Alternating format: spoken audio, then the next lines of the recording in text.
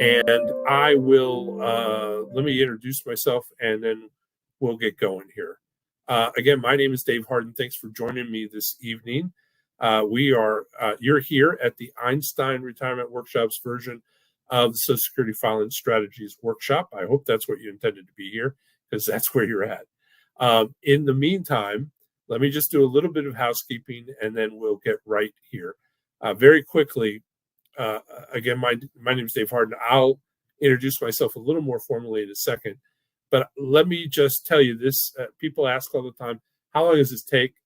It's about an hour and 15, hour and 20 minutes. I have a little frog in my throat, so maybe it's a little slower, a minute or two, but that's about it. At the end of the workshop, I always include and do a Q&A, a question and answer period. I will endeavor to answer all of your questions as long as there's a reasonable amount of time. I will do that. We get through most of them most of the time. I will ask you to help me out, though. If you have a question, type it into the chat. Don't hesitate. If you know what you got to ask, or in the middle of the workshop you go, I need to ask this, just type it in. We'll have our tech team queue those up so that as soon as the workshop's over, we can go directly into the Q&A with no hesitation, no wait, no delay, and we'll get through as many as we can that way. In the meantime, this is a great time to grab a pen, grab paper, pencil and paper. You might want to take some notes. There are definitely things that we're going to talk about that should interest you and be important to you. In that regard, let's get started. We'll move right along. And I'll formally introduce myself again. My name is Dave Harden. I'm a registered financial consultant. It's an RFC. It's a designation for financial planning and retirement planning. I also carry the NSSA, the National Social Security Advisor designation. That is the only college accredited designation for Social Security in the country. Literally less than 2,000 advisors have it across the country. That floors me. There's about 1 million people in my business that call themselves retirement planners. I don't know how you do it without understanding Social Security and taxes. And that's what this is all about. So we're going to dig deep into both of those this evening. And I love to share my knowledge. I love to do that. I'm also the author of the workbook that you signed up for. We'll give you a complete rundown, and you'll have that available to you at the end of the workshop. In the meantime, let me do a little more just formal explanation of who I am for compliance purposes. I own a registered investment advisory firm, City Center Advisors. We're in about 43 states, 1,132 client accounts. We're SEC registered. We have been incredibly successful. I run that with my son, who is my partner, and I've had incredible success in my lifetime. This company is the culmination of that. We're very proud of the work that we do there. But I want to make it clear, I need to tell you that I own this company. I'm not here to talk about stock tips or what you should do or how to invest your money. That's not what we're going to talk about tonight. We're going to focus on Social Security and taxes. That's why we're dealing with this. That said, for disclosure purposes, I own a registered investment advisory firm. Let's get started here. Why are we here? Why is Social Security such a big deal? There's a bunch of you on here tonight. Clearly, there are a lot of baby boomers. 10,000 of us turning 65 every single day. Now, over the next about 11 years, that number of about 10,000 a day is going to be pretty consistent of people aging into Social Security, aging into Medicare. That's just the way it is. That's 70,000 a week, 280,000 a month. Last year, 3.64 million of us turned 65. That's an enormous amount of people. Maybe more importantly, though, 65% of middle-income retired people derive more than 50%, more than half of their retirement income comes from the single source called Social Security. It's a huge part of the money that we're going to spend in retirement. And since 1985, American corporations have eliminated more than 84,000 pensions. I first started in the industry in 1978. And back then, when we were doing retirement planning, we used to tell people retirement's a three-legged stool: your Social Security, your pension, and your savings. These days, it's really a two-legged stool. For the vast majority of us, pensions are not part of the mix anymore. And when I say 84,000 pensions were eliminated, I don't mean 84,000 people. I mean 84,000 corporations. Some of those corporations individually had hundreds of thousands of employees. One day with a pension, the next day they didn't have it. And then maybe the most important thing I can tell you is that statistically, 46.1% of Americans currently pass away with less than $10,000 in assets, less than enough to fund an average funeral for themselves. This is incredibly important. And the reason it's important is, well, look, I had a wonderful grandfather that I learned a lot from. He had a saying. He said, being old is hell, but being old and broke is the seventh level of hell. I didn't really understand that when he said it, but I do now. I've just seen it too much. But when you realize that almost half of us end up with almost zero in the bank when we die, you have to wonder, when did it become zero? Was it the day before we died? Was it the year before? Was it 10 years before? It's a terrible, terrible thing. And if that doesn't raise your curiosity, if you're not wondering how in the world does that happen, boy, I hope you do. Because you can't solve that problem. You can't make sure it doesn't happen to you unless you understand how it's happening to others. And quite frankly, some of you are thinking, oh, I got $1 million in the bank. That's not going to happen. I promise you that this number is not all people that were on the poverty level beforehand. This includes lots of people that started retirement with hundreds and hundreds and hundreds of thousands in things like 401ks and IRAs. But they ended up in the same place. And how you avoid that is the key to surviving retirement. All right, so look, do you insure your home? Of course you do. Nobody puts that kind of risk on it. Do you insure your car? If you're in most states, like I am, you have no choice. How about your health? Well, you might say, well, no, Dave, I don't have insurance. But if you're 65 and you're on this and you're qualified for Social Security, you also qualify for Medicare. And Medicare is a health insurance policy. It's a government-run health insurance policy that you paid for. And believe it or not, you and your employer paid for it dearly. And then, do you insure your retirement? Most of us will go, well, what do you mean? But the answer is simple. Social Security is a retirement insurance program. Government funded, mind you, but a government insurance program for your retirement. And that's the way we need to look at it. So what's the risk of outliving your income? It's important that you put this in perspective. This is census data. Look at this. If you're a single male, you have a 50% chance you're living to 85. That probably doesn't blow anybody away. That's like, yeah, I sort of knew that, right? But you have a 25% chance of living to 92. That's a 1 in 4 chance you're living to 92. If you're a single female, 50% chance you're living to 88, 25% chance you're living to 94. And this is the one that I think is most interesting. If you're a couple, you care for somebody. You love them. You want what's best for them. Maybe what's best for them is what's best for you. If you're a couple, age 65, if you're the male in that couple, you got a 50% chance of living to 92. That's 7 more years if you're married or you're in a relationship like that. If you're a female, you got a 50% chance you're living to 97. You say, how in the world is it making that kind of difference? Well, look, a couple months ago, my wife forced me to go. There was a mole on my back that she didn't like the looks of, and she forced me to go to the dermatologist.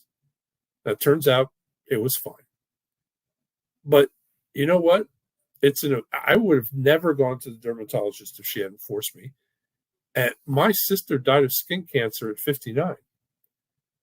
So when she sees something, she doesn't take no for an answer. That could someday save my life. And that's exactly why there's a difference here. It sort of forces you to do better, to take better care of yourself, to pay attention. And that makes a difference. Look, this is the oldest person in the world right now, Inakar Abal Lucas. I think she is 117. She's in Brazil. She took the place of Connie Tanaka, who was 119 years old in April of 22. Connie took the place of a woman in Jamaica who was 122. People are living longer and longer and longer, and you cannot take that for granted anymore. It is absolutely something that you have to pay attention to. And if you think, oh, these are just very old people, yeah, I get it. But none of these are Americans, right? Well, look, 15 years ago, if you'd have looked at the list of the 100 oldest people in the world, there were a couple, not a handful, a couple of Americans on that list. You look at that list today, it's chock full of Americans. Our parents and grandparents are living longer and longer and longer. Many of you know this. Many of you are caring for them, or at least you visit them on a regular basis. You celebrate those things. I consistently see people tell me, oh, my mother just turned 100. It happens all the time. You cannot write this off, and you cannot underestimate this. When I first started in the industry back in 1978, you could plan to somebody living to 80, 85, and you were being safe. That is just a fool's errand right now. You can't do that. You got to plan for more.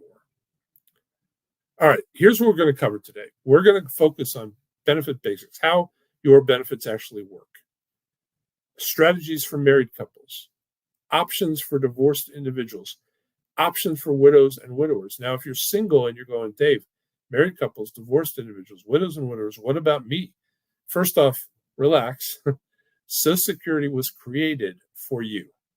It's all about you. These are the variations. But if you're worried, understand, you see that next line called taxes? Oh boy, do you need to pay attention. I'm not saying if you're married or divorced or widowed, you don't need to pay attention, but taxes affect you maybe a little more than everybody else, and everybody has a problem here.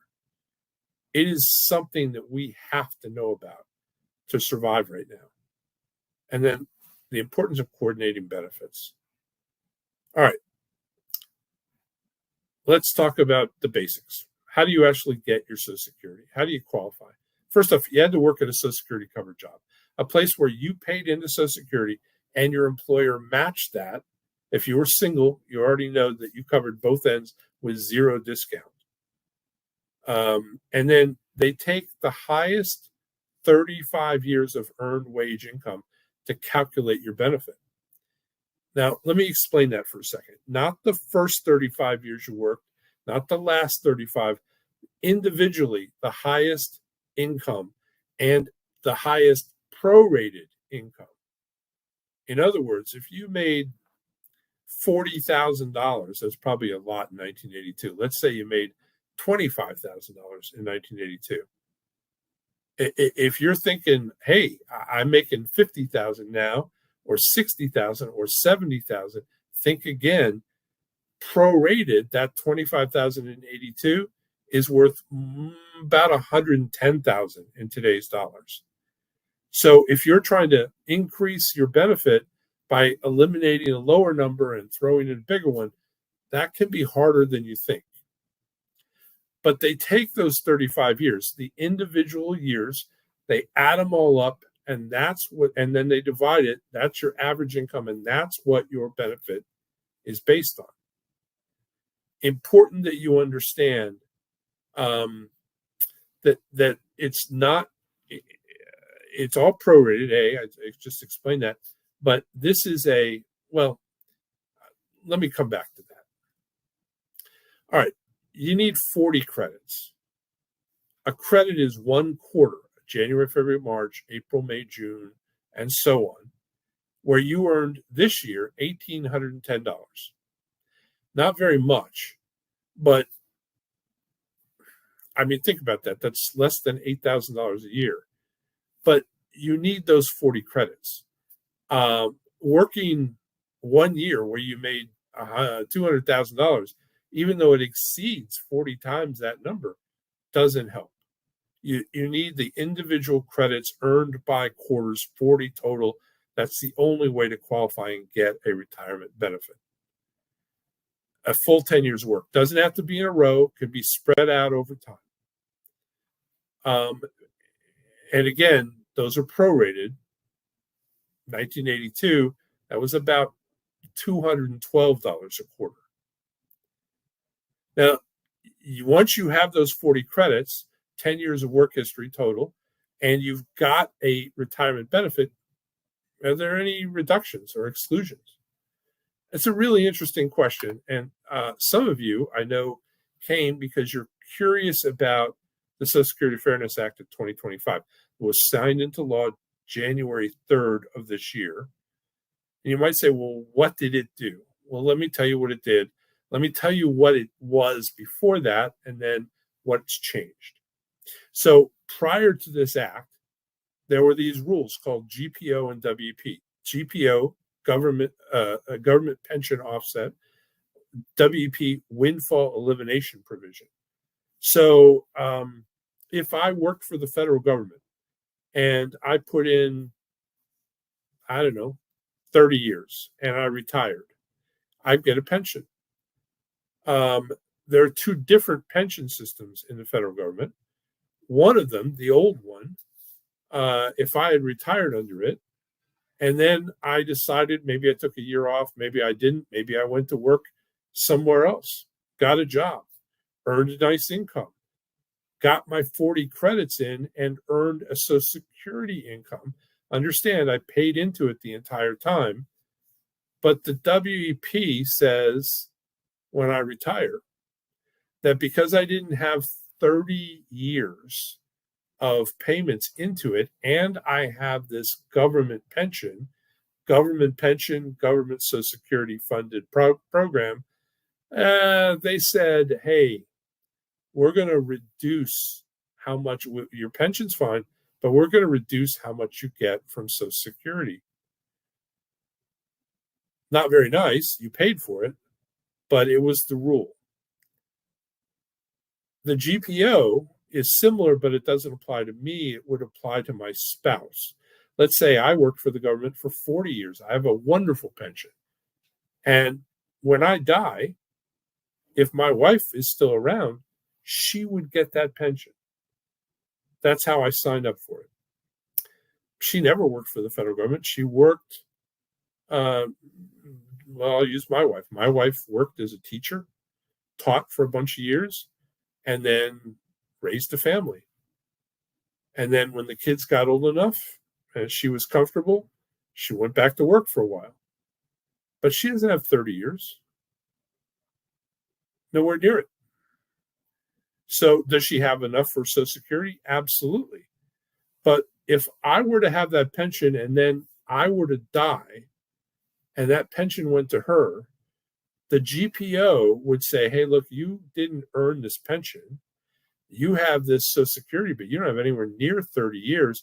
Because you have so little years contributing, we're going to reduce your pension's fine, can't touch that, but we're going to reduce the Social Security or eliminate it altogether so that you get nothing from all the money that you put in. That was the rule. This didn't just apply to people that worked at the federal government. It applied to people that worked in state government. Any place where you were able to put money into a pension system in lieu of contributing to Social Security. Even school districts, teachers. This happens to a lot. It was egregious. The Social Security Fairness Act of 2025 changes this. No longer do the GPO and the WP affect you at all. It's in fact, not only are they undoing it, so you get your Social Security and you paid for it, you might as well get it, right? And you get your pension, but it's going to go back for you if you were affected by this. It's going to go back to December of 2023, which would be a January payment, and it's going to refund you the money that you should have gotten for that year all the way up to, it's probably going to happen next month. Payments haven't gone out yet, but it's very close. Look, military service does not affect Social Security. It did, but that stopped in July of 1957. So I don't think anybody here was in the military prior to that. Railroad employees, same thing. Railroad employees have a pension system that's funded by or through in a partnership with the federal government. And as a result of that, if you had a railroad employee and you received a pension, but you also had a Social Security thing, the same rules for the GPO and the WP applied to you up until the Social Security Fairness Act in January of this year. Same thing with state and local governments, teachers, everything. All of those have changed. That's the updated news for that. Okay, how does Social Security work? You put in 6.2% of your earnings up to $176,100 in earnings this year. If you make more than that, it stops. You put in 6.2% up to that number. Everything over that, it stops being counted. Now, that's gone up. 10 years ago, that was about, I think it was 96 or 104,000. I can't remember which, but it's gone up. It will continue to go up. I think by 2050, it is supposed to hit $1 million. My guess is it will hit that long before that. They're going to change this. But in addition to that 6.2%, your employer matches that exact number for a total of 12.4%. Again, I already mentioned this. If you're self-employed, you pay both sides of this, no discount. I want you to think about that for a second, right? 12.4%, 1/8 of the amount of money you have made from the very first paycheck you ever got. That I worked for a department store, washing dishes at their lunch counter when I was 14 years old, and an eighth of that money went into the Social Security system on my behalf, and every dollar since I've done the same thing. It's an enormous amount of money when you start thinking about it. In fact, Business Insider magazine did an article, I think it was about 2 or 3 years ago. They said an average married couple, or $50,000, I think they did, was the income between Social Security and Medicare over the course of their lifetime, between their contribution and their employer's contribution, contributed in today's dollars about $742,000. Now, I see some of you going, can I just have that back? And I get it, but it's a lot of money, a lot of money. So interesting about this, today's contributions cover today's benefits. Social Security is a pay-as-you-go system. The money that goes in this month goes out next month to pay the benefits that are due. Now, that's worked out incredibly well, because when it was set up between your parents and your grandparents contributing money, our great-grandparents and our grandparents who received that benefit was a much smaller generation. And there were a lot more people putting in than there were taking out. And then baby boomers started filling the coffers for our parents and grandparents, and there were way more of us than there were parents or grandparents getting contributions. And anybody see the problem here? Baby boomers are living a lot longer than our parents and grandparents did. And there's a whole lot more of us. Does anybody know how many millennials there are? 77 million baby boomers. First off, here's the good news. There are more millennials than there are baby boomers, but not many more, only 81 million. So what are we going to do?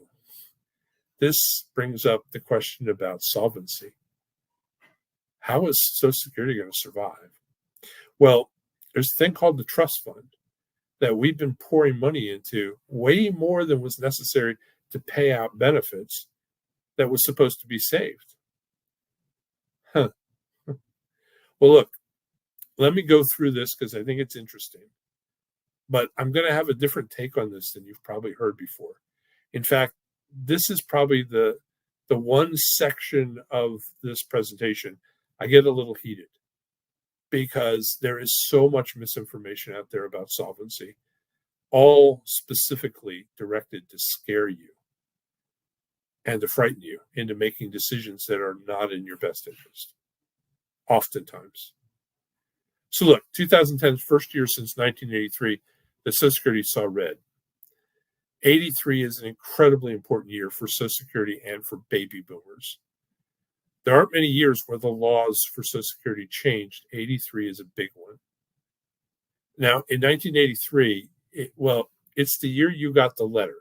Now, I don't know if you remember the letter. You'll remember it when I remind you of it. It's the letter you got that when you opened it, first off, you probably looked at it in 1983. I don't know how old you were. You weren't old enough for Social Security. And you were probably thinking, what the heck is Social Security sending me a letter for? I remember I got a letter at the same time my wife got a letter. And I'm like, what's going on? We open it up and there's a letter explaining that since its inception in 1935, the full retirement age has always been 65. I remember my parents talking about 65. Everybody talked about 65. That was the day that you could get your full benefit. And yeah, you could take it early, but you got a lot less if you did. And so most people strive to take it at 65, unless they had some health problems. But in 1983, you got a letter that said, hey, if you're born after 1943, essentially you're a baby boomer, and between that and 1954, it's no longer 65 for you, it's 66. And if you're born after 1954, add 2 months for every year, and that's your new date until you get to birth year 1960. And it caps out your full retirement age. After that is 67 for everybody. So it took a couple of years away from most of us. Now, I remember being a little miffed, thinking, my first thought was, how many times are they going to do this? By the time I get to 70, is the retirement age going to be 80? It just seemed arbitrary and unfair. The problem is I didn't really understand at that point in 1983 what the problem was with Social Security. That there's a huge funding problem and that baby boomers are at risk, and baby boomers are also the cause. So if you remember that letter, you probably remember what happened the next day, because I know you're at the coffee urn or the water fountain or whatever, and you're having a conversation with a fellow employee and you're talking about Social Security, and somebody hears you and says, this is what happened to me. They said, what are you guys worried about Social Security for? It's not going to be there when you retire anyway. Tell me you didn't hear that. I cannot count how many times I've heard that in my lifetime. Here's the thing. Were they wrong? They darn sure were. It is there, and it isn't going anywhere. And I'll explain why I say that in a minute. Look, it is fully funded to 2035. 2 years ago, that number was 2033. It's gotten better. It's also funded after that, 83 cents on the dollar. This isn't a how do we pay the check. It's how do we pay 17 cents of every dollar that we owe. That's the problem. This is not an insurmountable problem. There are lots of solutions to it. But where people are telling you there's no money, what they mean is, hey, we're 17 cents short after 2035. And by the way, It's very possible that that number goes to 37 in a year, maybe 39 the year after. It's getting better every year right now. But let's talk about the 17 cents, because this is the big dilemma. And what you've heard, I know you've heard this. Oh, they're going to cut your Social Security by 25%. I want to make it clear that can't happen by a matter of law. So in 1983, there's a couple of guys in the Senate. Trent Lott was one of them. I can't think of the other guy's name. It might have been Tom Daschle, who said, look, we cannot keep doing this. It's unfair. It is unfair.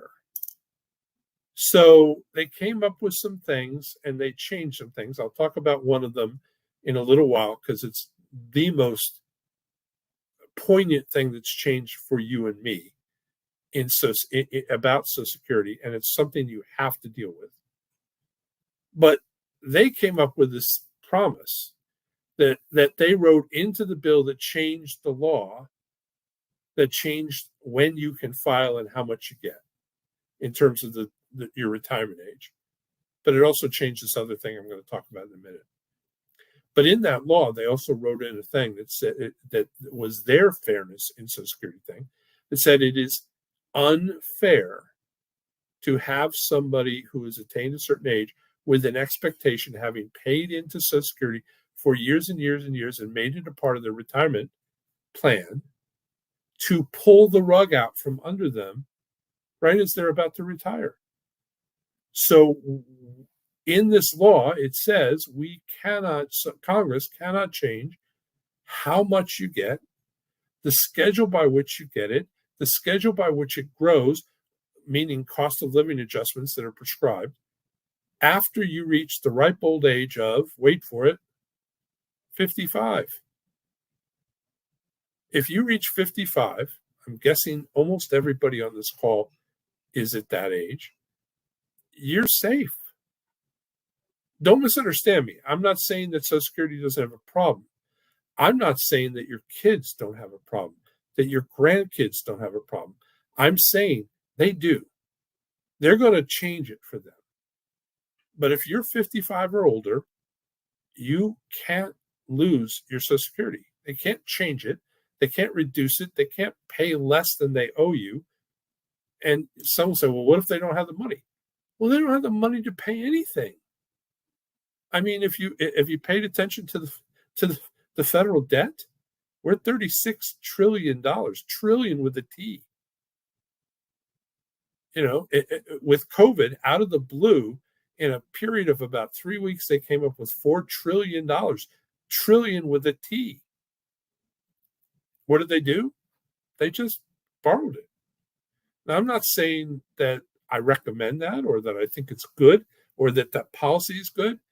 But if you're telling me that the federal government is going to stop paying people who are on Social Security as the primary source of their income in retirement because they don't have the money, but they're going to give foreign aid to Egypt and Crimea and every other country in the world and let their people rot, I don't buy it.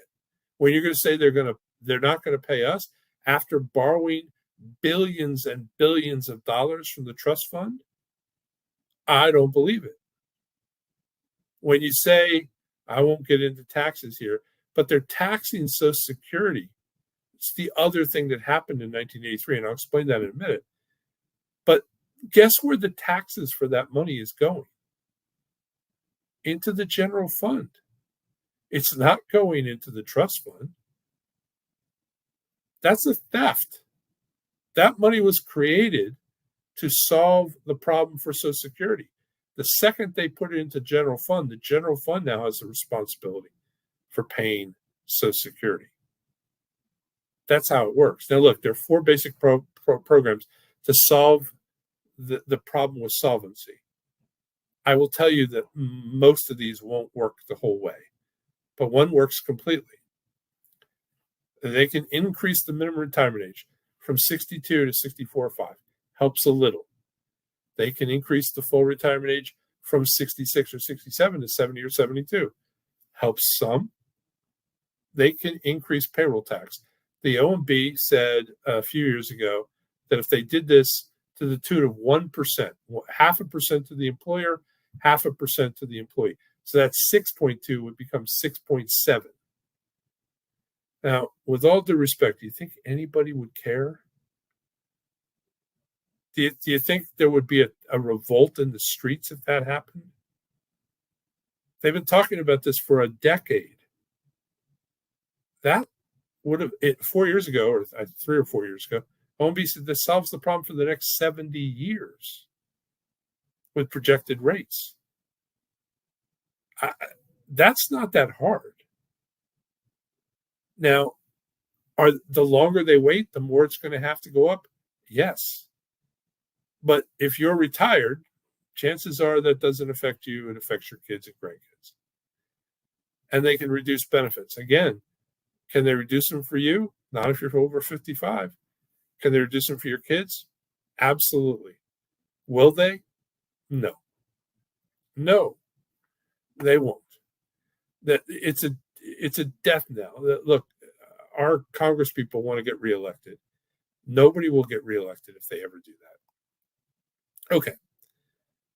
How are your benefits determined? You get your full retirement benefit, FRA, full retirement amount. If you're 66, if you're born before 1954, if you're born after 1954 or after 1960, it's 67. If you take it early, you get less. If you take it as early as 62, you don't get 100% of your benefit, you get 75% of your benefit. Take it as late as 70, you get these what's called DRCs, delayed retirement credits. They're not compounded, but they're 8% stacking credits. So 100% plus 8% plus 8% plus 8% plus 8% is 132%. The difference between taking it at 62 and getting 75%, waiting and getting 132% at 70 is 177% more benefit. That's enormous. You cannot ignore that. Look, I'm not saying you should do that, but it's absolutely something you should consider. All right, 3 distinct Social Security benefits. Retired worker benefit, that's my benefit. It's absolutely based on nothing other than my contributions, my earnings record. A spousal benefit, that provides a worker's spouse with a benefit once the worker has claimed. That benefit has nothing to do with the spousal. If my wife gets a spousal benefit, she could have never worked a day in her life. She's still entitled because she's married to me based on my contributions, not hers. And then a widow or survivor benefit, again, this is the same thing as a spousal benefit, has nothing to do with the widow or survivor.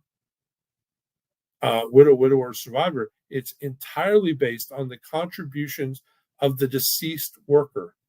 That's it. Okay. Bipartisan Budget Act of 2015. In 2015, they got a little aware that there was some planning going on that got extra money for people. For instance, if you come to me prior to 2015 or at the end of 2015, and you wanted to do some planning, if you're a married couple and you're just turning 62, I'd have told you to go in and file. Now, I just told you it probably makes more sense to delay, and 70 is a good age. But I'd have told you to do it in spite of that, because I'd have told you to do that because I would expect you to file and immediately suspend your benefit. Why would you do that? Well, first off, what does that mean? It means that nothing has changed. I've filed at 62, but I've immediately suspended the benefit. It means my benefit hasn't been affected. It's still growing. It maxes out at age 70. Nothing's changed. But it would allow my spouse to go in the same day, the next day, and file what's called a restricted application for only the spousal benefit. What does that mean? Well, their benefit is unaffected. It's still growing all the way to full retirement age, all the way to 70. But while that's happening, they're getting half of my benefit. It was a nice way to add in this thing that got you extra. The Bipartisan Budget Act changed that for married couples and divorced spouses, where you creating three distinct sets of rules that changed this program forever. Now, if you're single or widowed, this doesn't affect you. But let me go through these. I'm going to do it very quick for the first two because they don't apply to anybody. If you're born prior to May 1st, 1950, you're already at least 74 years old. You're almost 75. Go file. There is no reason to delay past 70. Go file your benefit. Don't worry about this. If you're born after May 1st, 1950, before January 2nd, 54, you're also over 70. Go file. Delaying now only hurts you, nobody else. But if you're born after January 2nd, 1954, this one I need to talk about because it's the most egregious change and it's the one that affects you the most. So if you're born after January 2nd, 54, you are, and you haven't filed yet, first off, they've taken away this ability to file a provisional or this provisional app, the provisional benefit. You can't do that anymore. You can't go in and only file and suspend, and your spouse can't come in and get a benefit now. The only way your spouse can get a benefit because of this change is for you to be collecting. Maybe more importantly, if you stop collecting, they stop collecting too. So you might think, oh, I'll stop after a year. Doesn't matter. As soon as you stop, theirs stops. So why are we talking about this? Because not only did they take this away, they added this thing called deemed filing to this rule. And deemed filing changes things. If you're born after January 2nd, 54, most of you are, then you need to pay attention to this. Deemed filing means that when I go into file now, I used to have some choices. I could take this benefit, I could take that benefit. Those are all gone. Deemed filing means that when you file, they're going to have you fill out your information. The clerk is going to go behind the screen into their thing. They're going to look at everything, and they're going to look up which benefit is available to you that is the highest one available on the day that you're filing. And you have no choice. That's the only benefit you can take. Well, it's the biggest one, right? Doesn't that make sense? Well, not always. Used to be a much bigger benefit later on. Those have been taken away. You get that benefit, and once you file it, this is the clicker. Deemed filing says you're done. Because you're done, because you've lost all future options, this group, if you're born after this date, you got to be absolutely sure that what you're doing is right the first time, because you're going to be stuck with it for the rest of your life. Timing strategies matter for this group. Okay. Married couples. What are the considerations? If you're looking at spousal benefits, to qualify, you must have been married for at least 1 full year. You can't marry somebody and get spousal benefits the next week. You have to wait for 1 year. The primary worker must have filed now, that's what we just talked about, to get a benefit, a spousal benefit. Your spouse has to be collecting their benefit. Generally, you must not qualify for a benefit on your own that is equal to or greater than 1/2 of the primary worker's PIA. This is the other thing that changed. It used to be, didn't matter. I could take a spousal benefit, and even if my benefit was larger, and then take my benefit later. Can't do that anymore. The larger benefit is going to get awarded to you on that day, and you're stuck with it.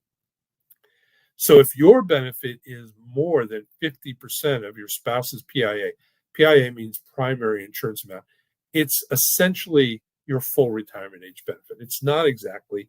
the calculation is ever so slightly off. But for our purposes, it's the same thing. If that benefit is larger, you get your benefit. You have no choice. You can't take the other benefit. Here's an example. John's primary insurance amount is at his full retirement age is $2,000. Jane would be eligible for 1/2 at her full retirement age.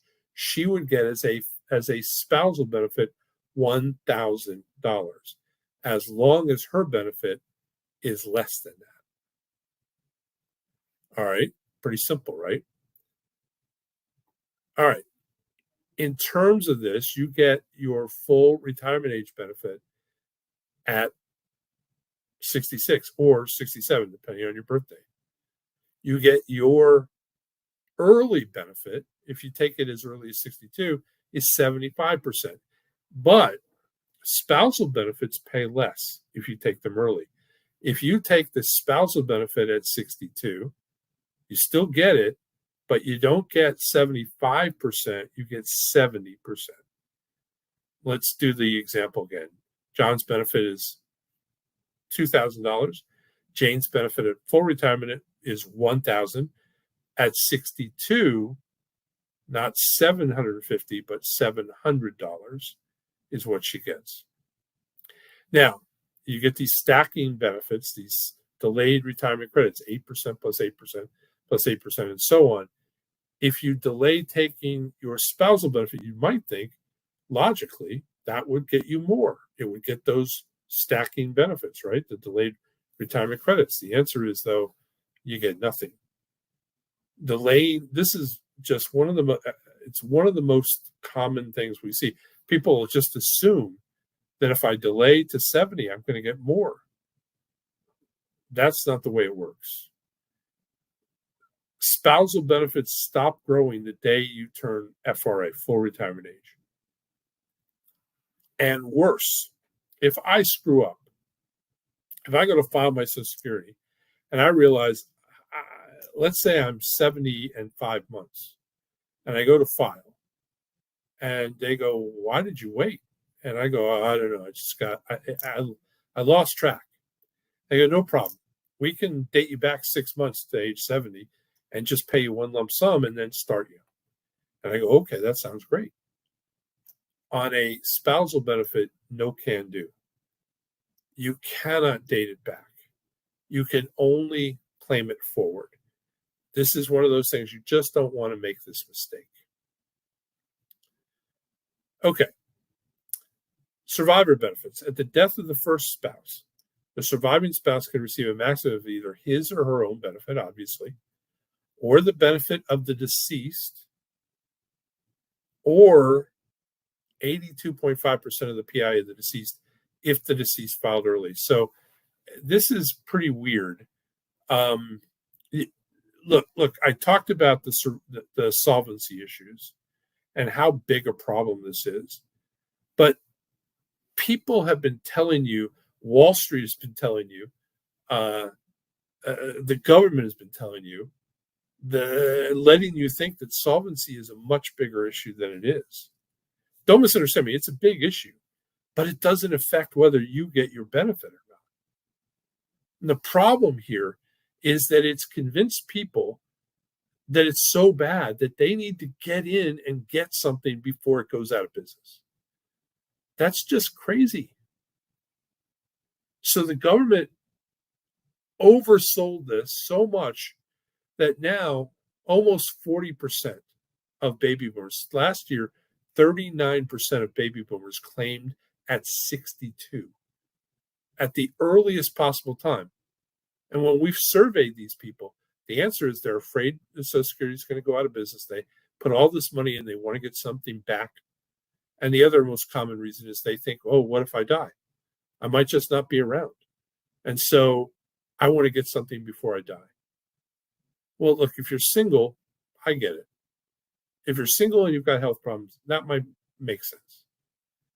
But if you're married, that does not make sense necessarily if you're the larger breadwinner. But the government has stepped in and said, look, this over response, we'll combat that by, if something happens to you, your spouse can receive, instead of 75% if you took it at 62, they'll bump it up to 82.5%. It is not very much, but it's a little something. That's the only good news I have here. All right. Look, most common mistakes that people make: higher wage earner files early and short changes to survivor benefit. This happens all the time. That benefit, when you file early, you don't just cut your benefit short, you cut your survivor's benefit short. If you're married, or if you're married and have dependents, even worse. But delaying can make huge amounts of money difference for them over their lifetime. And then the other one, both delay, past full retirement age, just what I talked about a minute ago. Nobody claims the benefit at age 70 and just delays, and it just throwing money away, literally throwing it away. All right, how about divorced individuals? What do we do here? If you're looking for divorce benefits, you must have been married for 10 full years in a row to the same person. So look, no stopsies and starties, no 5 years married, 2 years off, 5 years married. That's not a 10-year marriage. That is a 5-year marriage in the eyes of Social Security. And you can't have 5 years married to one person and 5 years married to the next person. That's not a 10-year marriage. Has to be 10 years. And you cannot currently be married. If you're divorced, you had 20 years of marriage and you divorced, and 2 years later, you turned 65, but you remarried, you don't have divorced spouse benefits anymore. You have a current spouse after 1 year of marriage, and whatever is there is what you get. Doesn't matter what you left behind. And then same benefit amounts and reductions apply for early claiming as they do for regular spousal benefits. There is zero difference. Well, there's one tiny difference between spousal benefits and divorced spouse benefits. That difference is this rule called independently entitled. So I've been married 48 years. It's going to be 49 in 2 months. And my wife, who I love dearly, would love to go get a spousal benefit for me. Her benefit is much smaller than that would be, but I haven't filed. I'm waiting until 70, which isn't very far away, but it's, I'm not quite there. She can't get that benefit. But if we had been divorced for 2 years, doesn't matter whether I filed or not, she can go get my divorced spouse benefit. She can go to Social Security and qualify for the divorced spouse benefit from my spousal contributions, even though I haven't filed yet and I'm not receiving. That's the only difference between divorced spouse benefits and regular spousal benefits. Okay. Bipartisan Budget Act for divorced individuals. It is exactly the same. No difference here for the groups that are born prior to May 1st, 1950, for the groups after that until January 2nd, 54. If you're in the group after January 2nd, 54, restricted application for spousal benefits is no longer available. But if you're older than your ex-spouse, you are not currently married, you can claim your own benefit as early as age 62. No surprise there.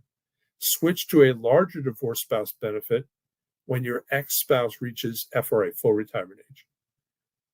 This can be done, listen to this, this can be done more than once if you have multiple qualifying ex-spouses. Now, you can't do them at the same time, don't misunderstand me. But if you have 3 ex-spouses, the Social Security is so generous here, they'll let you pick what order you do them in. Now, 3 ex-spouses with 10 years marriage in each one. That's the caveat that makes this a little difficult. It's quite unusual. I've seen people with 3. I don't know if I've ever seen, I think maybe once I saw somebody with 4, or it's an urban legend maybe, I don't remember. But in any case, this can be done more than once if you have multiple qualifying ex-spouses. They'll even let you pick the order that you want to do them in. That's the only caveat. Okay. Common questions we get from divorced individuals: do divorce benefits affect a current spouse or other dependents? No. No. If your ex has a current spouse and dependents, Social Security benefits to them are unaffected by you claiming. It doesn't change a dime. And it doesn't reduce their benefits or yours because of that. Is the ex notified? Are they not notified if I'm claiming under their records? They are not automatically notified. In fact, Social Security is a lot like your doctor. Doctors have to follow HIPAA, which prevents them from sharing your medical information with anybody without your written authorization. Well, Social Security can't give out information about anybody with one exception. If you are a divorced spouse and you can prove with a marriage license and a final divorce decree that you were married for 10 years and that you're not currently married, Social Security is obligated to get you the information necessary to determine whether you qualify for divorce spouse benefits. Now, that should not mean that they notify anybody, but they will share that information with you. They're not going to give you details other than what you need to be able to know that you can qualify and to help you file. That's it. All right. How about widows and widowers? Okay. To qualify for widow benefits or widower benefits, survivor benefits, you must be 60 years old. This is the youngest that you can qualify for any retirement benefit. Everything else is at least 62, but widows and widowers qualify as early as 60 years old, but they must have remained unmarried prior to their 60th birthday. If you remarry even for a day prior to your 60th birthday, you no longer have these benefits. They're gone. If you marry a day after your 60th birthday, not only do you keep these benefits, but you can keep them while you're married. It's a pretty remarkable thing. To qualify, though, you have to be married more than 9 months, a minimum of 9 months, prior to the death of the spouse. Special exceptions apply. They're very few. Policeman, law enforcement officer of the United States, or a local municipality killed in line of duty. Firemen, full-time firemen killed in line of duty.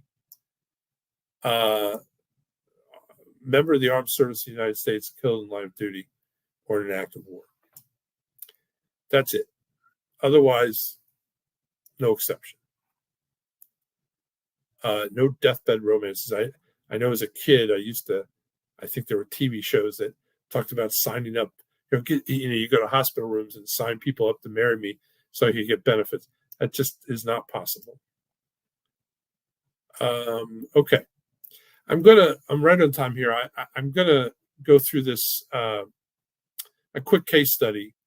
I'm going to do a couple of these, but this is the part I get the most feedback about these, that people say these are the most helpful, particularly the second one here, which is about taxes. But let's deal with this one first. This is just a case study of a widow. It's a common situation. John, never elected, dies at age 64. Benefit at full retirement age for John would have been $2,150. Jane, his wife, was 5 years younger than John. She's age 59 when John passes away. She remains unmarried until her 60th birthday, which is what she'd have to do to qualify for benefits. Jane's estimated benefit on her own, this is her benefit, not his. She doesn't qualify for that until she's at least 62, so 2 more years. That would be $1,197. What are her options? I called the first one file without thinking. Here's why I do that. It's what most of us do. Most of us walk into Social Security and we say, okay, how much can I get? What's the most I can get? And Social Security will do a couple numbers on there and they'll say, okay, here's your number. And we take it and we assume we're done. Well, in this case, if she walks in and she says, what can I get? And what's the most? At 60, the only option she has is the survivor benefit, the widow benefit. But it's not $2,150, it's $1,537 because she's taking it at 60 instead of at her full retirement age. So she says, I'll take it. We're going to do simple math here, very simple math. We're going to say she lives another 25 years to her 85, to age 85. We're not going to do cost of living adjustments. That would make it far more complicated than it needs to be. So $1,537 a month for 300 months, 25 years, is $461,100. Simple, right? Strategy one says don't take that benefit. Wait 2 more years. Take your benefit at 62. Why? Because that widow benefit is already bigger than that, but at full retirement age, or it maxes out at full retirement age. It goes from that 1537 to the 2104. 2104 is almost $1,000 a month more than your benefit, and it's more than $500 a month, almost $600 a month more than taking it at age 60. It adds up. Look at the difference here. If we take your benefit at age 62, what else does that mean? By the way, it means I don't have a benefit for 2 years, but can I work? If I can work, maybe I make $50,000 a year. That's $100,000. I'm not even going to count that in the calculation, though. So here you work from 62 to 66, collecting $1,197. Then you work from 67 to 85, collecting the $2,150. Look at the difference. It's about $80,000 more money over your lifetime. It's 20% more benefit than you would have gotten before. That's a huge amount of money. You just can't ignore that. I'm not even counting the $50,000 a year, the $40,000 a year for working 2 more years. Okay, strategy two, almost, it's not universal, but a lot of people say this is better. Look, Dave, I can't wait. I'm 60. I don't have a job. I don't have prospects of a job. I wasn't expecting John to die. What are my options here? Okay, well, let's take the survivor benefit. That's $1,537 at age 60. But let's not forget that your benefit, it's only $1,197 at 62. But that benefit is yours. Now, you can't take it at the same time you're taking the survivor benefit, but while you're not taking it, it still grows. It's growing every single month. And by the time you reach age 70, it's maxed out at $2,108 a month. So why don't we switch then? That sounds like a great plan. So we're taking from 60 to 69, $1,537 a month, from 70 to 85, $2,108. Now we're at $563,904. We're at 24% more lifetime benefit. It's more than $100,000. You just can't ignore the amount of money that this puts in your retirement budget over your lifetime. Paying attention to this stuff makes a huge difference. Now, this is a widow with a pretty small amount of an income here.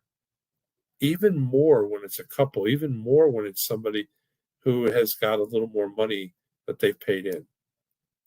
All right, if you decide to take Social Security and you are taking it at 62 or 63 or 64 or 65, or for some of you 66, but you continue to work, there is an earnings test for Social Security until you reach full retirement age. If you make more than $23,400, just a little under $2,000 a month, not very much, for every dollar over that 23,400. For every $2 over, they're going to take $1 of your Social Security back that they paid you. You heard that right. They're going to collect $1 for every two you went over the 23,400. Let me put this in perspective. You at 62 you claim. You're making $2,000 a month in Social Security, $24,000 a year. You made $58,000 while working. At the end of the year, you're going to have a problem. You're going to owe back every single dollar of that $24,000 you collected, $2,000 a month. Every single dollar of it. This is not a good way to start your benefits and taking Social Security or retiring. I hear people all the time, "Oh, I'm going to take it as soon as I can." Are you still working? "Oh yeah, but I'll pay the taxes on it." Yeah, this isn't a tax thing. This is an earnings test. And if you make more than that 23,400, you got a problem. You should be aware of this. All right. In the year that you turn full retirement age, don't get fooled by this. I turned full retirement age in June, but I'm going to collect my benefit is maxed out, so why not collect it, right? Here's the problem. I earned $100,000 this year.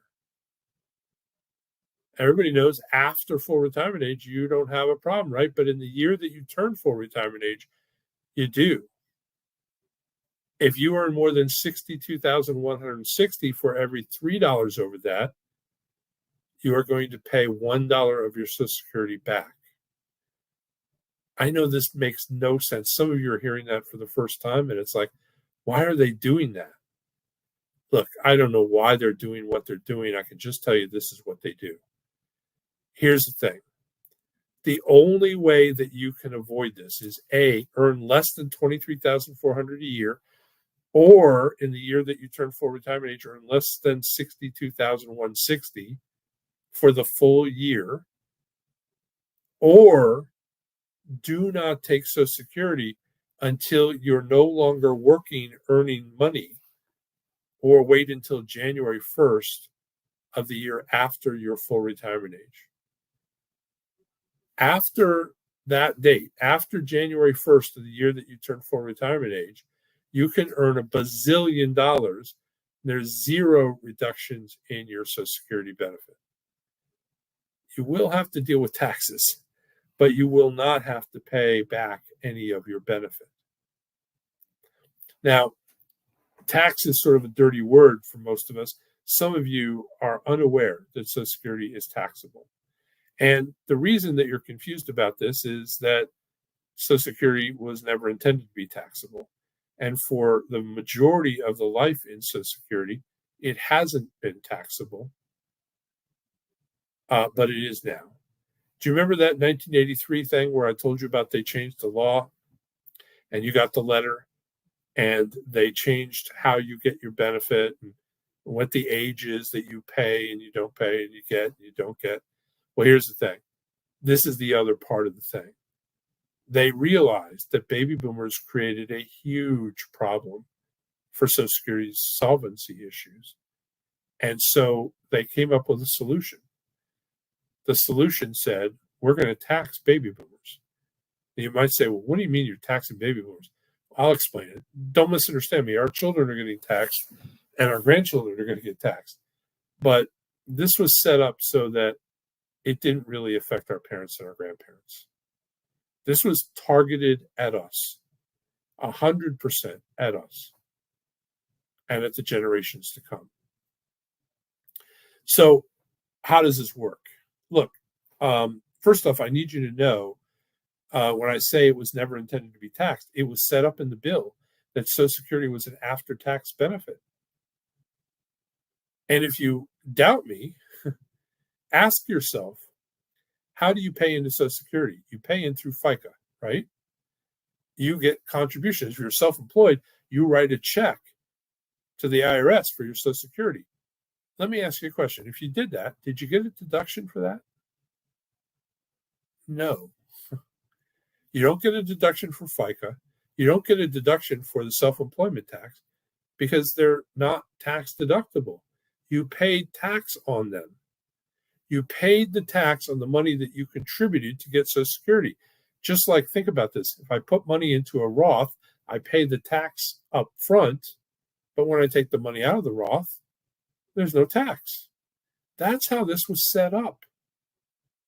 That's written right into the bill. But in 1983, they said, no, no, no, no. Baby boomers were going to tax.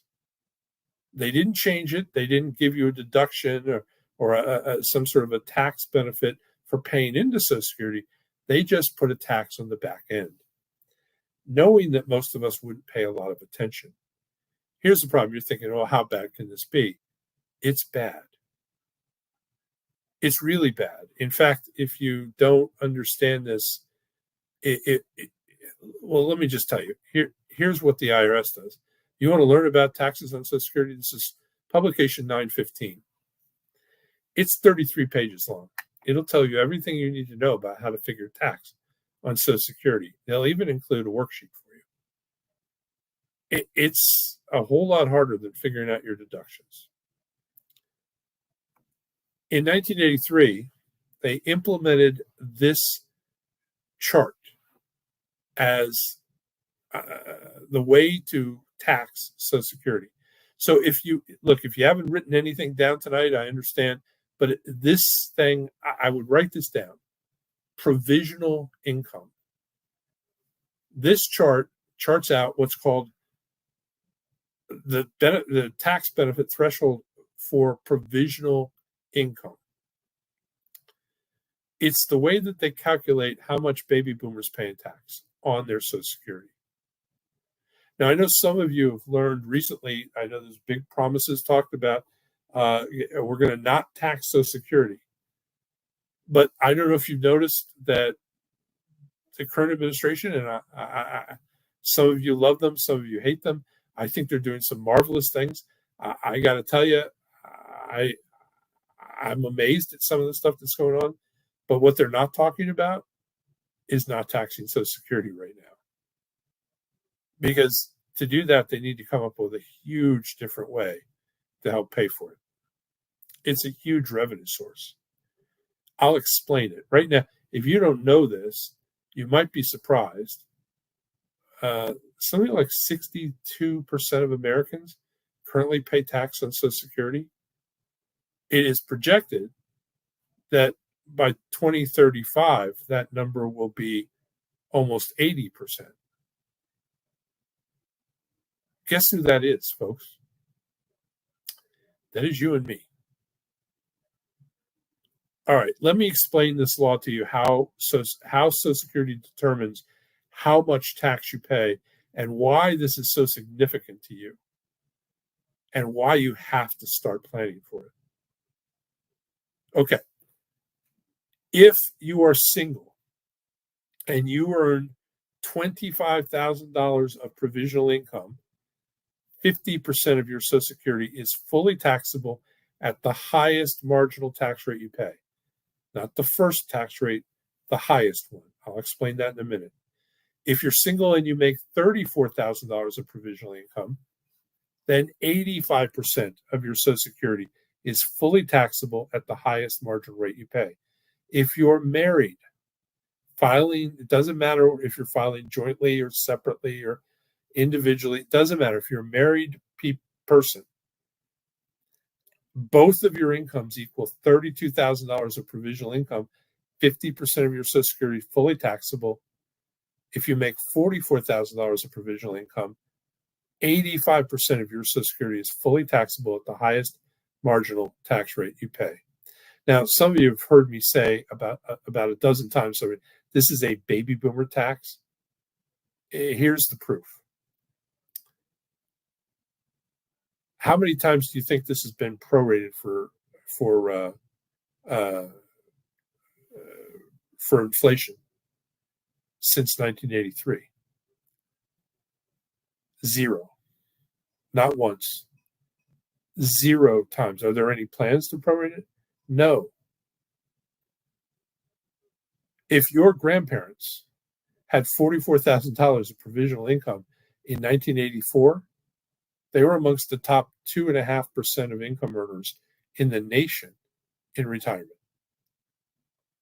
This wasn't intended for them unless they were ultra uber rich.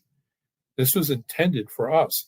And they got it to hit us by just never attending to it, never adjusting it for inflation, and knowing that inflation would eventually catch up.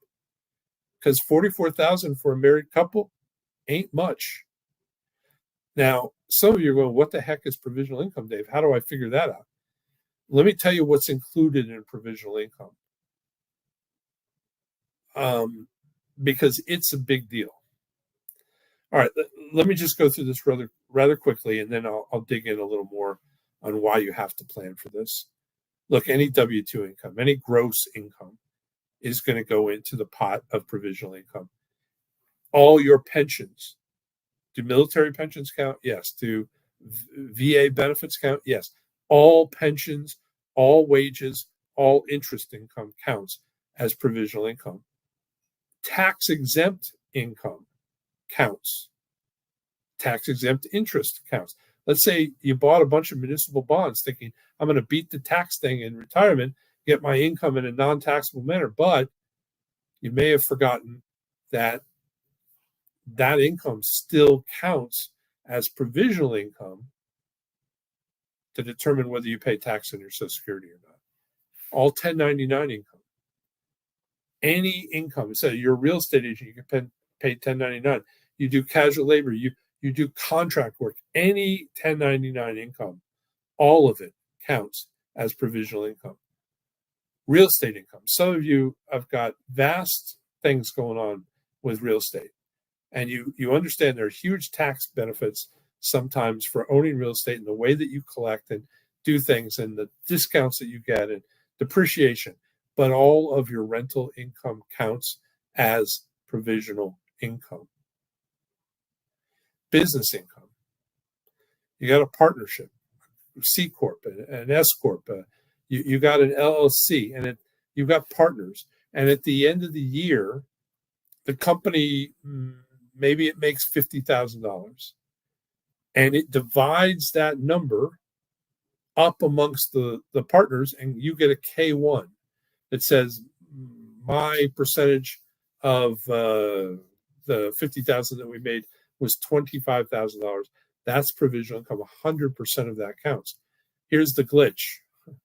Sometimes you get a K1 that says you got $25,000 of income, but you didn't get $25,000 of income.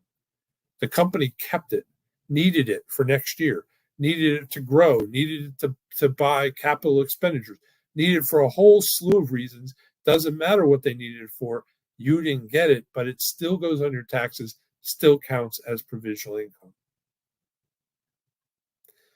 Maybe you're like my son-in-law and my daughter, who it's a little upsetting to me because she's brilliant, but in this regard, I don't think she is. But they overpay taxes, and they do that because they want a big tax refund in the first quarter of the following year. Now, I have tried to explain to her that she's giving a tax-free loan to the government, but she doesn't care. They use that to buy a roof on a house 2 years ago, to buy cars, to do stuff. They have plans for it. They always have a plan before they get to check what they're going to do. And they're very disciplined financially, but this is how they manage it. But that tax refund counts 100% as provisional income. All right, here are the big ones. Do you have an IRA, a 401k, a 403b, a 457, a SEP, a SERP, a SLRP? Every tax-deferred plan that you are part of, and there's a bunch of them, Every one of those tax deferred plans, you didn't pay tax on. So when you pull that money out, it's fully taxable and it counts 100% as provisional income. Now, some of you are going, wait a minute, wasn't counting on that. I saved a lot of money. I saved hundreds of thousands of dollars, Dave, maybe millions of dollars in my 401ks, my IRAs. You're telling me that that is going to make me pay tax on my Social Security? That's exactly what I'm telling you. And all that advice that you got from your advisors over the last 20 or 30 years, it said, pour money into those accounts because when you're retired, your tax bracket is going to be lower, Dave, because your income will be lower, right? What they didn't tell you about, because they didn't know about it, is that when you're retired, it's going to force you to pay tax on something that you were never supposed to pay tax on. When you start taking the benefits out of those, and if you think, well, I don't really need to take the money, well, it doesn't matter. Because when you're 70, after 72, you're going to have to take what's called RMDs, required minimum distributions. You got $1 million in a 401k, you got to take about $43,000 out in the first year. By about the 10th year, it's over 80. Think about what that's going to do and how much taxes you're going to pay on Social Security that you probably weren't even considering paying. Oh, yeah. Let me give you the big one here that nobody counts on. After you compute all that income, they're going to use 50% of the amount of money in your Social Security check counts as provisional income too. They're going to take half of the money you get from Social Security, you and your spouse or you, and they're going to count that by itself, plus all these other things I just listed out, as provisional income. See, they predicted that even with this, they didn't want to take a chance that you wouldn't be affected. So think about this. You get $25,000 in one spouse, maybe $40,000 in another. You're at $65,000 of provisional income, or of Social Security income. Half of that, $32,500. No matter what, without another dime of income, you're paying tax on 50% of your Social Security. You're going to get to the point where, unless the only benefit you have is Social Security itself, you're going to start paying taxes on the Social Security. That's just the way it works. It is absolutely corrupting people's retirements. By the way, if you were wondering, well, why do you keep saying, Dave, this is intended for baby boomers? If you were a married couple in 1983 and you made $44,000 of provisional income, in today's dollars, just adjusting that for inflation, you'd have to make $142,000 in retirement. Now, don't misunderstand me. There are a lot of us that make $142,000 in retirement.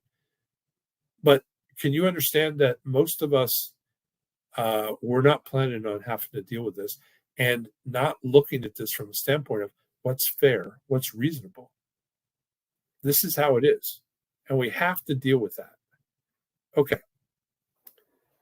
2 ways to increase lifetime income. I went a little long, so I'm not going to spend a lot of time on this. But look, careful filing strategies are critically important. Private supplements are the only other way. I'm going to do the last case study here. I hope you'll bear with me. I think this is the most important one I can do. This is a married couple. They want to take their Social Security at 62. I guess 62 and 64. Let me just explain who they are, what they are, and then I'm going to go through where they're, what it looks like for them. I'll do what's called a cash flow. So they've got just over $34,000 in combined Social Security income if they both file at 62. They're starting retirement with right around $752,000 in 401ks and IRA assets. They got $750,000, folks. We're going to say they get a 6% annual return on their investments, 3% inflation. They're very common numbers. They need $70,000 per year in inflation-adjusted after-tax income. This is very common. And we see them living to 86 and 89, respectively. Here's what this is. If they file at 62, they are, as a couple, walking away from $186,496 in needed Social Security benefits that they absolutely need every dime of that. But they're walking away from it because they're filing at 62. Now, you might think I'm saying, wait until 70, wait until 70. I'm not in this case, but I need you to know, walking away from money that you have a choice. You better know whether you need it before you decide, should I file or shouldn't I file?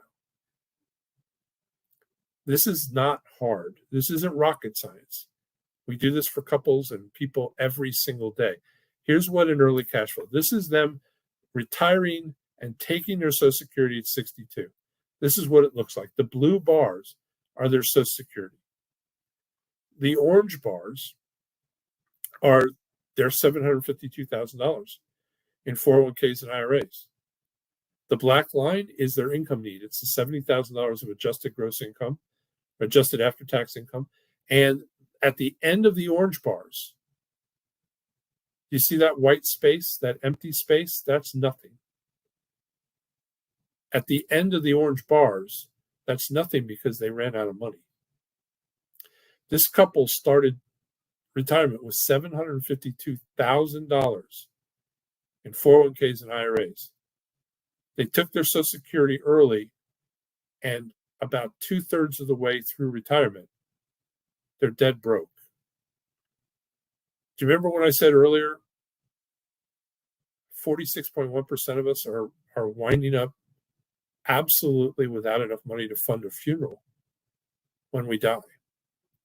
This couple started with $750,000. They don't have money for a funeral when they die. They're living on Social Security, and that's it.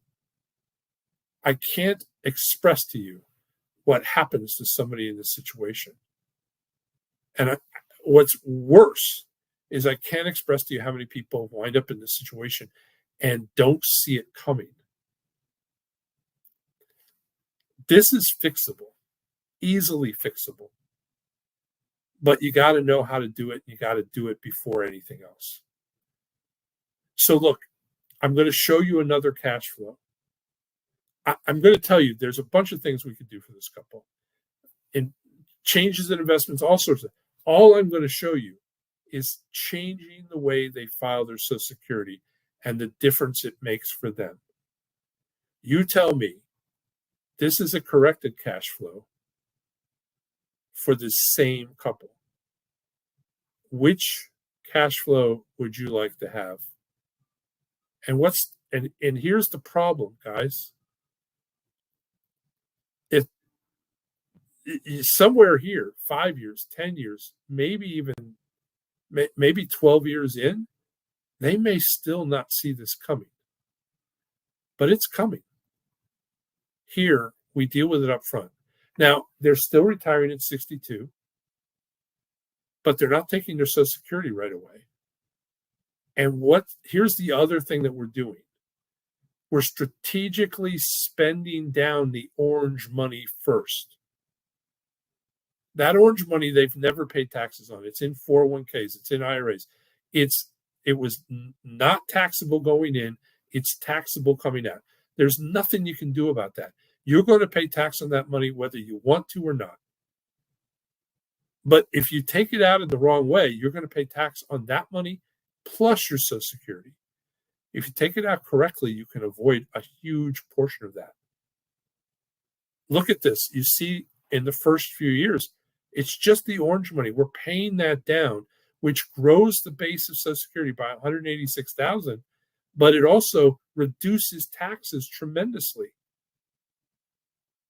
This changes their lives immensely. You don't see an income reduction until one of them actually dies. This is a huge deal. And you cannot underestimate that. Look, the federal tax difference is huge. You get 14 more years of portfolio life. It changes the taxes dramatically. It's a huge deal that you cannot underestimate. Here's the thing. Going into retirement without some idea of where you stand and how to work that is, look, I don't want to say it's insane, because I think that's wrong. It's an overstatement. But boy, it might be foolish. Look, your statement, your Social Security statement, and I've gone a little long and I apologize. I'm going to hurry up here. But your Social Security statement, it doesn't include a COLA. We don't know what next year's Social Security cost of living adjustment is going to be until October 15th. That's just the way it is. I can't predict the next year. You need to be able to have some way of projecting out to plan. It's just impossible to do without. It assumes that you're going to work to one of three ages, 62, 70, or whatever your FRA is. And then maybe the most egregious. I've been married 48 years, almost 49. My wife and I, we share finances. We've shared finances since the day we were married. And she doesn't have a pile of money. Maybe she does, and she's not telling me, but I don't know of a pile of money she has. I don't have a pile of money that she doesn't know about. It's all together. But Social Security looks like her and me, like we don't know each other. It will not coordinate those things other than to figure out what a spousal benefit would be. That's crazy. And it will not give you advice. Cannot give you advice. Okay. Oops, didn't turn. Sorry. All right. AARP says whether you're close to retiring or you're just turning 50, you should check your Social Security earnings records each year to make sure it doesn't contain errors. It's also important to be aware that some of those errors have statutes of limitations on them. If you wait too long, you aren't able to do anything. Okay. Every time we do one of these, we offer a comprehensive personal Social Security analysis.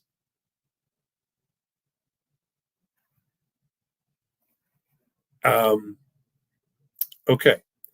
So I'm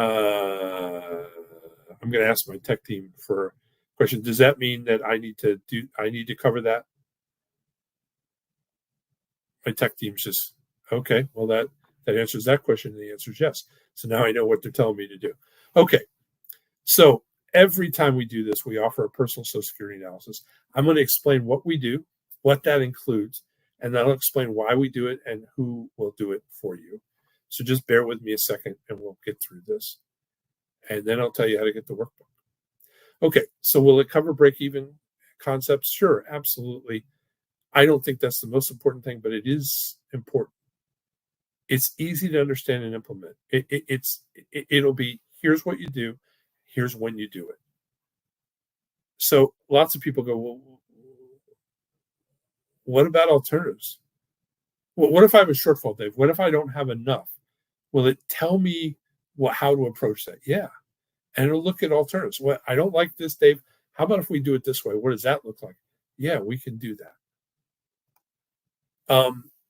It will also look at your income and your cash flow and your tax analysis. Can I save money in taxes? Am I projecting income correctly? Am I overestimating? Am I underestimating? And then, do I have an income plan that makes sense? And then what about Roth planning? Should I be doing Roths? And if so, when should I start? And how much should I do? And when should I do them? And what will it save me? Dave, how can I tell? Is this actually going to help me? And if so, how much is it going to help me? I hear everybody talk about it, but nobody answers those questions. And then, should I? Is there a way to coordinate my benefits?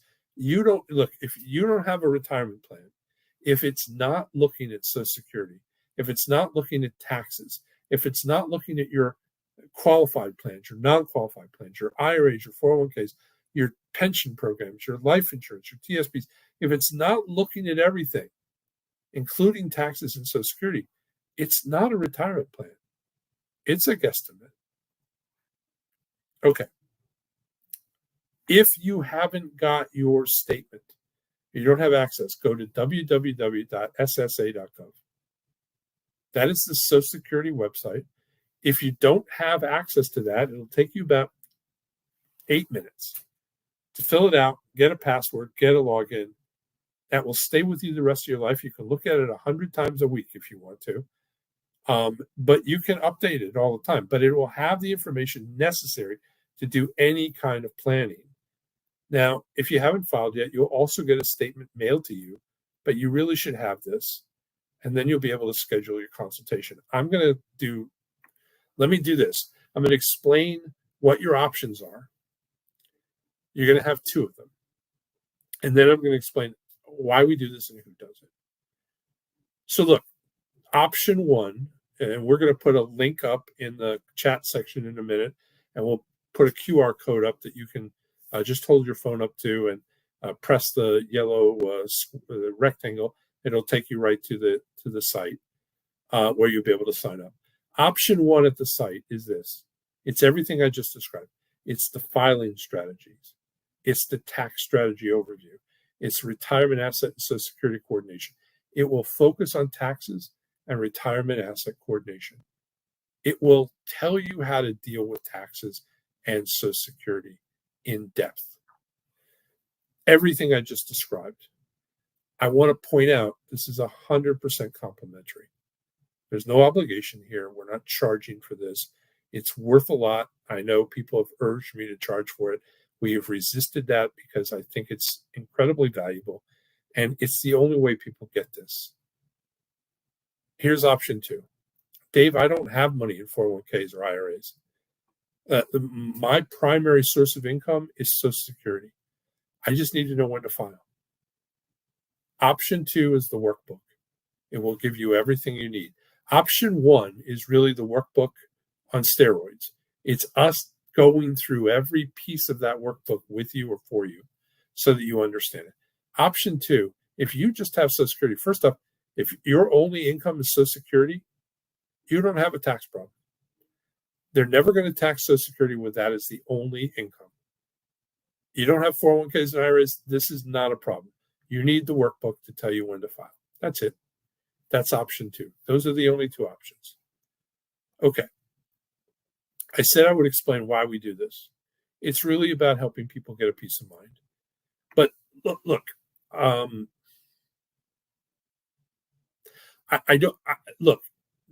we do that. There's some altruism here. We help thousands of people a year and never get a dime for that.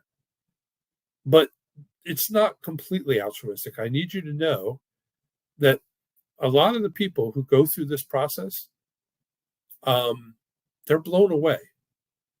They're incredibly impressed with the quality of the work that we do. They cannot walk away from it without asking for more. When I explain, look, I'm going to explain who does this in a minute, but who I've asked to do this, our companies, this is what we do. We're incredibly well-trained planners. The depth of planning that we do, I will match against anybody in the industry. It is so complete, so in-depth, and so understandable, and so easy to get. We make it simple for you, that when you see it, many of you, I think, are just going to go, wow, maybe we need to talk about other stuff. And we are excited when that happens. Please be on punch, but there's no obligation for that. Look, I love Costco. I've told this story before. I love Costco because I love to shop there. I urge my wife to go on Saturdays with me. By the way, I would never go without her. She probably wouldn't allow me because I'd bring back $1,000 of groceries probably. But on Saturdays, it is massively crowded. It's like a zoo. But at every corner of the store, there's somebody with a microwave or a cooktop or doing something, and they're cooking something that I've never heard of and never seen. But they're doling out samples left and right, and they're so polite and nice about it. But I love to try new stuff. And my wife and I have this down to a science. We go up, I'll take one. She, most of the time, doesn't even try one. She just doesn't even look to see what it is. She just looks at me. And if I start smiling, she says, all right, give me one. And if I nudge her, she says, okay, we'll take two. Um, I like to try things. And when I try something and I like it, I almost always want more. That's what this is about. We know that some of you are going to want more, and we're grateful for that. And no obligation, but if you're as impressed as I believe you will be, I won't be surprised either. Look. There was this guy that in the 70s, he was in a movie called The Paper Chase. His name is an actor named John Houseman. He played the professor. I can't think of his name, but he was this old stodgy guy, English accent. And in the 80s, he was famous for doing these commercials. And the commercials, the line was, "We get business the old-fashioned way. We earn it." That's what we're trying to do. We're trying to earn your business by absolutely proving, beyond a shadow of a doubt, that we deserve it, that we're better than you've seen, better than you imagined. And what you get from us is incredibly valuable in the process. Okay, I said I would tell you all that, and then I would tell you who. So, look, I've asked one of our employees, one of my favorite people in the world. His name is Christopher Brent. Chris comes to us with an incredible background, been in the business for a while. But Chris, first off, he's an APMA, a designation from the College of Financial Planning. It's an accredited portfolio management advisor. He has a CRPC, a chartered retirement planning counselor. He comes with the NSSA designation, the only college accredited designation for Social Security. He understands taxes at an in-depth level. And he does these things on a regular basis for people. I get compliments all the time. But here's the thing. Look, Chris was he is a golf pro. So for you ladies that didn't want him, that don't know how you're going to get your husband to meet him, tell him he's a golf pro. He loves to talk about golf. But here's the thing about being a golf pro. To be a golf pro, you don't just have to be good at golf. You have to be incredibly gifted at explaining golf, at teaching golf, at getting other people to be good at golf. He comes with that ability to this business, and he applies everything he knows about helping people learn and get better at stuff to what he does with clients. He is incredibly gifted at this. One of my favorite people in the world. He's agreed to do these tonight. He is, look, to do what he does, he has to be incredibly disciplined and incredibly focused. That's how you get good at golf. It's how you get good at any sport, frankly. But to be as good as he is, it requires incredible discipline and incredible focus. And that's what he brings to the table.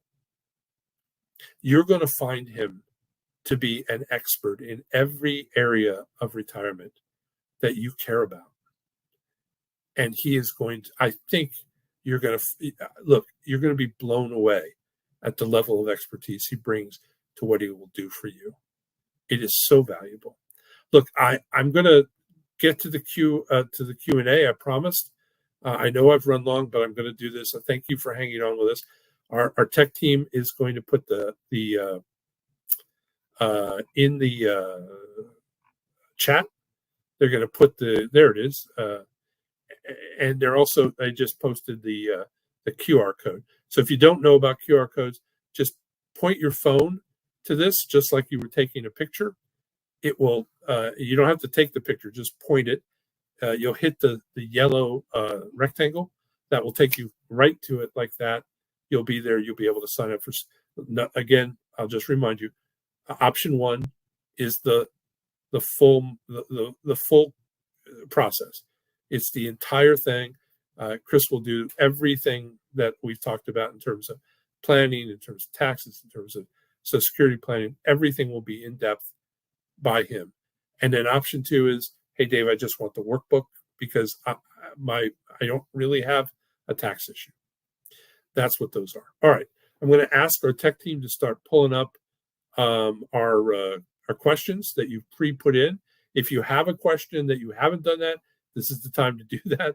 So take a moment and do that. We will get to them as much as we can. So let's get started here. I've ordered new glasses, but I'm still having a little problem with this. So if I lean in a little, excuse my nose. All right, this is with Katie. I was married for 30 years, then divorced. Married for 8 years, divorced, and am I eligible for benefits under my first husband? Absolutely are. Not your second husband, though, but your first husband. The second you divorced, your second marriage, those first divorced spouse benefits became available to you. Great question. Thanks, Katie. Thanks for paying attention. All right, this is Darla. Due to health issues, I'm going to have to file for Social Security. I'm 63 in mid-May. Is there a window to file to get max? So I file for SSI at the same time. Well, you can't do both. It's one or the other. You can file for SSI.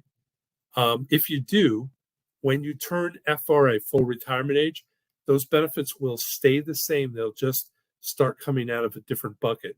Instead of disability, they'll be coming out of their retirement bucket. So it won't make any difference. Obviously, I would suggest to you delaying as long as you can. But if you've got to do this, you got to do it. But there's no trick. You're going to get a discounted full retirement benefit if you qualify for disability. I will warn you, and we really don't do disability. It's really to get help with that, you need a lawyer. I have a daughter who is struggling with rheumatoid arthritis. She has got an immune or disorder and trying to get disability. She's been turned down 3 times.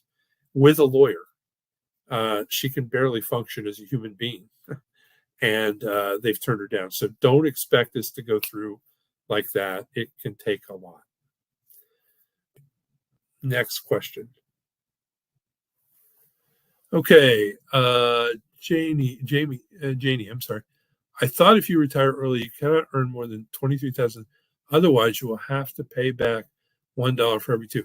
Yeah, that's exactly right. If at 62, 63, 64, 65, for some of you at 66, if you earn more than that 22,300, for every $2 over, you're going to pay back $1 of your Social Security. That is 100% the way it works. Crystal Blue, does earnings mean getting a W-2? What about dividends and investments? Yeah, if you're talking about provisional earnings, well, it depends on what you're talking about, Crystal Blue. So if you're talking about the earnings test, taking Social Security and paying back part of that because you earned too much money, that is only earned income from labor. If you're talking about the earnings test in terms of provisional income and tax, that's everything. Doesn't matter where the income comes from. So 2 different things.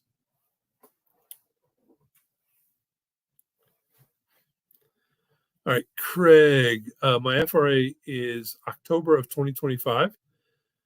Should I wait until January of 2026 to take my Social Security and avoid tax issues? Yeah, if you're earning more than that $63,000, absolutely. Waiting until January would make a world of difference. And it's a whole lot easier than paying back money after you've taken it out. By the way, Social Security has a really good collection system. If you can't pay it, they just stop paying you until it's paid off. So it's absolutely not something you want to stop and start. That's a great point. Janie, so do you pay tax if you take money out of a Roth IRA? No, Roth is the only exception to that rule. A Roth IRA is not taxable income, doesn't count. That's it, though. Everything else, all regular IRAs, things like that, all count. This is Deborah. I turned full retirement age November 24. I am still working. Should I wait to file for Social Security? No. January 1st, you can file. But the question of waiting now becomes, is it right to do? Does it make sense? You might wait. If you're working, you might want to look at waiting until 70. If you're having a conversation with Chris, he can dig into that for you and tell you exactly what makes sense. But for the earnings test, you don't have to worry about it after January, which is now. Janie, what if you have a 401k and leave it in that type of vehicle and then take the money out as you need? Is that counted as earnings and taxable at the end of the year? 100% counted as earnings and taxable at the end of the year. 100%, Jenny. That's exactly what we're talking about here. Does selling your home and gain a profit, is that counting your Social Security benefit? As I was told, it goes back 6 months before you file as a retirement benefit before 70. Yeah, if you roll that money over into a new house, the answer is no.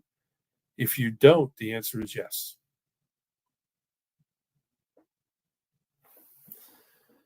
Patrick, does your Roth IRA count as provisional income? So you withdraw $44,000 from your IRA annually. Does that count? The $44,000 withdrawn from your IRA absolutely counts, plus all the other things we talked about, including 50% of your Social Security income. The Roth IRA does not count. Janie said, then you need to change your 401k into a Roth. Well, understand, if you do that, you're going to have a tax penalty anyway. It may save you in the long run, but if you pull it out in a lump sum, it could be quite detrimental to you. But it is absolutely something that we look at when we do that analysis. Okay, so don't get married. Tina, I love your sense of humor. Yeah, it's probably too late if you're. Thank you, Craig. Good deal. All right. I gotta give Craig a job. Debbie, I could take a divorced spouse benefits at 65. However, I don't know what my ex is getting. Do I get one half of what he gets? And then could I extend my benefit to full retirement at 67 or even possibly 70? No, deemed filing is going to prevent you from doing that. You're going to go and get whatever benefit is larger, and then you're stuck with it. So if your divorced spouse benefit is larger than your own benefit at 65, then that's the one you're going to get. But it sounds to me like maybe that's not the way it is, that your own benefit is larger. And if that's the case, you don't have spousal benefits. You just have your own. Great question. This is from Debbie. Best presentation I've seen on this. Will there be a replay so we can watch it? Yeah, usually over the next 24 hours or so, sometimes 48, it'll be up there. We usually take it down after that, simply because we do these regularly and it gets very confusing for people if we leave it up. Katie, thank you. Thank you. Appreciate your feedback. Okay, Deborah, my FRA was November 24. I'm still working with work income and Social Security. My income will be over the $100,000 a year. Taxes, what do I do? Meet with Chris. Meet with Chris. You're going to want to have a plan on how to deal with that, and you're certainly going to want to know about it before you retire. Susan, my pension amount will require me to pay taxes on 85% of Social Security. Yeah, I'm sorry, but at least you have it. Again, do some tax planning with us. You'll benefit. What is your feeling about drawing from IRA or Roth IRA and waiting for Social Security at 70? Thanks. Yeah, that's what I showed in that one, the tax analysis for the couple. Drawing down your regular 401k as much as you can before you take Social Security can benefit you enormously for taxes. And one of the things that you might want to do is use that time where you're not taking it to convert at least part of that to Roth. And we'll also send you a list of what you need. Can the workbook be emailed instead of a QR code? Thanks. Stacy, if you can send a email to support@einsteinworkshops.com too, and we will email it to you.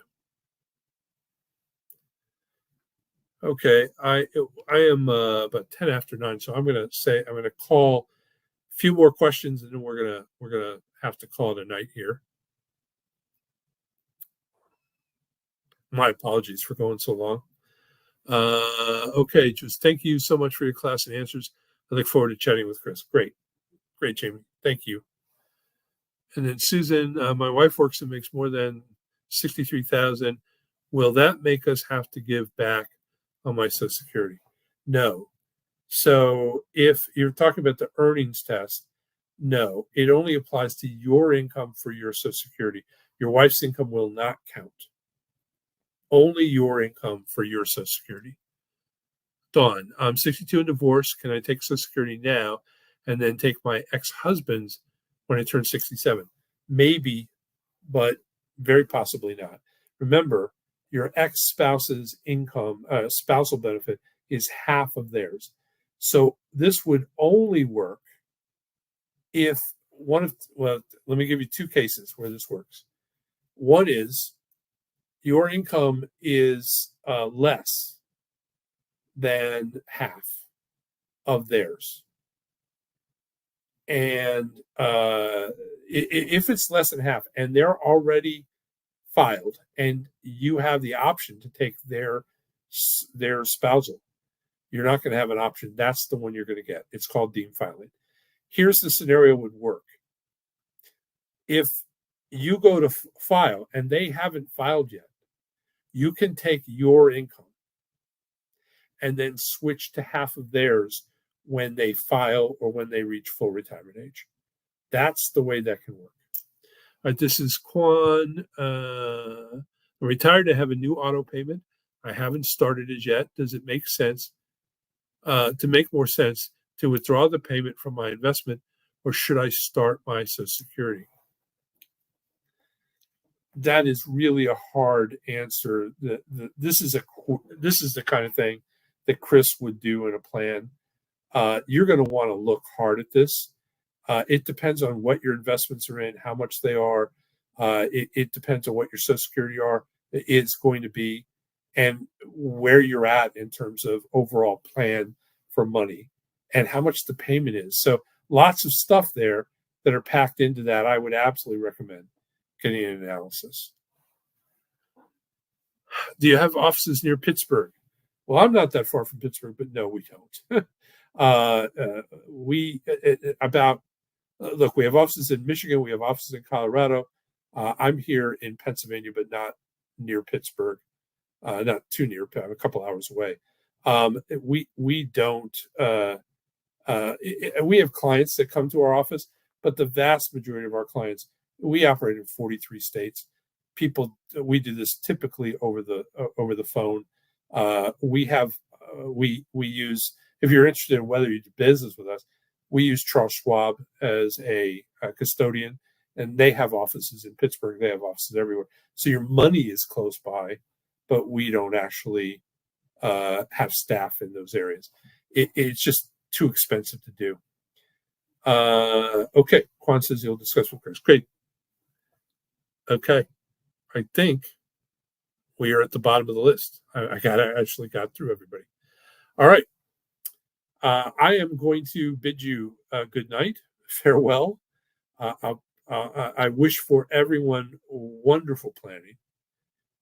For those of you meeting Chris, I eventually love to hear your feedback, but I know you're going to have a wonderful experience. In the same time, tonight, I wish you all a wonderful, wonderful retirement. Congratulations for getting close or this far. It's an accomplishment these days. So I'll bid you all good night. Take care. Thanks for being patient with me tonight.